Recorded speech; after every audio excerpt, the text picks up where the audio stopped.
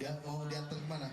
Ke rumah yang punya kawan. Warga Medan masing-masing Iskandar dan Jonathan, serta Farizal warga Muratara, diringkus Direktorat Reserse Narkoba Polda Sumsel.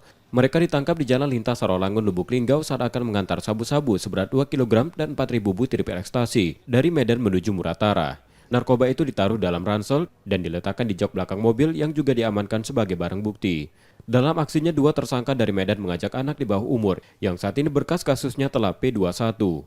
Pengakuan para tersangka pada polisi, awalnya narkoba itu akan diantar ke Jambi, namun di perjalanan mereka diminta pemiliknya mengantar ke Muratara.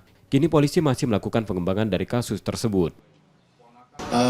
Masyarakat memberikan informasi bahwa kendaraan plat BK, ya plat BK ini akan membawa narkoba. Setelah kita di TKP jam 5, lalu kita melakukan penggerebekan. Setelah kita geledah, ternyata benar barangnya ada 2 kilo dan 4.010 inek yang akan dikirimkan ke Musirawas Utara.